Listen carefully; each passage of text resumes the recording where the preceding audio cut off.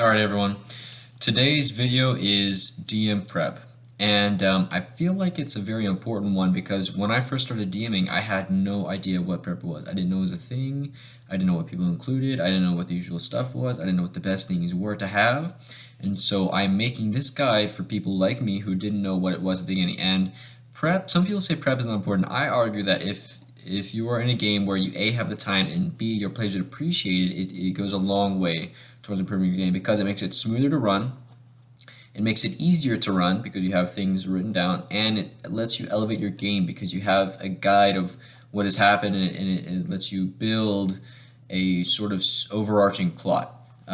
Prep is very helpful with that because it gives you notes, it gives you session notes. That's why it's helpful with the super plots, and it lets you plan out the next sessions in a more logical manner to make a better story. But this video is going to be about how I organize my notes, and I feel like I have a pretty good note system. I've developed it over time. I've been DMing for 4 years, pretty heavily, and I feel like this is a decent system.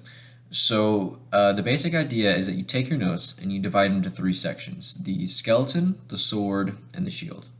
So the skeleton is it's like an outline or framework of where the session is going to go. And so the first 3 points, the first three bullet points are a recap of where you are. So I'll put something like players in dungeon, heavily battered, taking a short rest right now, right? That's what I'll do with my recap because it lets me know where everything is and it gives me a point of reference to build the rest of the session.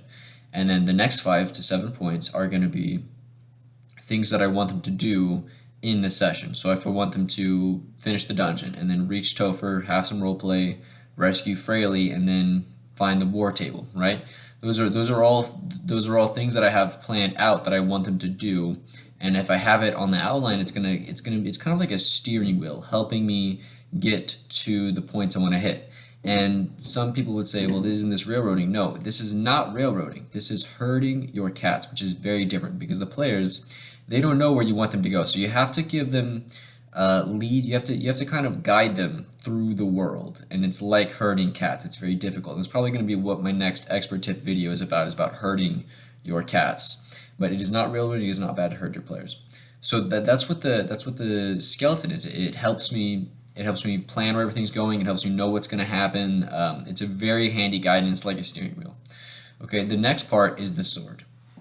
And the sword is all the mechanical notes you need to keep. Okay, so that's monster stats, that's layer actions, changes in combat, that's a boss sheet, dungeon layout. Those things are really good. If you want to, I don't do it because I have it memorized, but the conditions, the sizes, grappling rules, that kind of thing, all the mechanical things that you want to keep, I would just have one sheet with all of that. And maybe I would have one sheet that stays the same every time with like conditions and grappling, and then another sheet with like this session's notes, which the monster stats are really going to change from session to session, unless you have some similar dungeons, which is fine.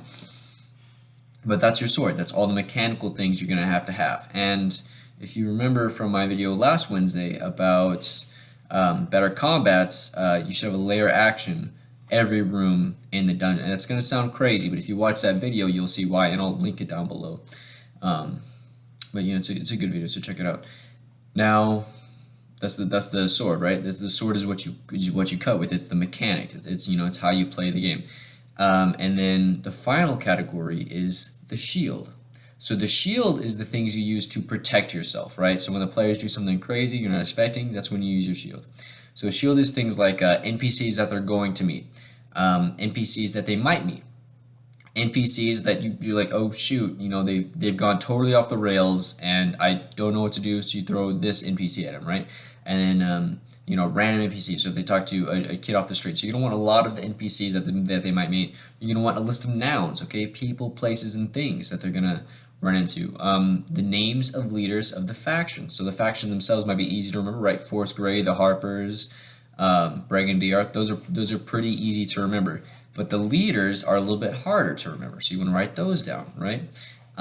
One thing that I add to my shield is a boredom breaker. So it can happen where the session just kind of hits a slow point, and it just it's about to go stagnant. Well, you don't want that to happen, so you throw in a boredom breaker. It's usually not a combat, but it can be. It's just an interesting and fun encounter that the players have not seen before. So, you know, you throw that in there, it spices things up a little bit, gets things going. It's a little bit of a kickstart, you know, it puts some more life into the session if it gets a little bit slow. And DMs, it's not your fault if the session hits a slow point, right? That it happens. It's very fatiguing to run a session. But now we've covered the skeleton, which is an outline of where the session to go. It's like a steering wheel. The sword, our mechanical guide of the things, mechanics we need to know. And our shield, the thing we protect ourselves with. Our oh no, here's this list of things that I break in case of emergency. Right? And so what I want you guys to do is I want you to go to my Discord and say what you think the best things to put on everything is. I want you to share it and subscribe so you can spread it around and everyone can see these tips. And then comment down below what your favorite thing to have in your notes is. You know, whether it's a boredom breaker, whether it's an NPC, or maybe a wild magic effect, anything like that. But here's a pro tip before I go. Don't have super long, super detailed, super dense notes. All right, the notes that you bring to the session should be there. They should be clear, concise, shorthand. They should make things a lot quicker, right? If you have to flip through this massive journal of notes and the full background and name of every NPC, everyone they fought, their enemies, all that stuff, if you have a full everything, that's not going to be very helpful at the session. You want just the bare bones stuff that you need. That way you can identify everything really quickly. It should be at most 3 separate pages of the notes that I've talked about, at most 3 separate pages. And honestly, you can put the skeleton and the shield together on one page and have the sword on another. So it's really just 2 pages of notes. And this should be more than enough for the session. Now, other notes that you're going to want to have is, I as a DM, I have a failing in that I tend to focus on a single player. Now, that's a big problem I have. So I have a note that says to myself, focus on all players, right? So I put that down on the table. The way I give out my loot and my magic items, I count the number of sessions, and I make sure it doesn't go above that, right? So these kind of notes are additional things that I would want on my table, but you're not going to have to do that necessarily. But the sword, the shield, and the skeleton, those are going to be pretty universal. So that's why I had those as the main meat of this video.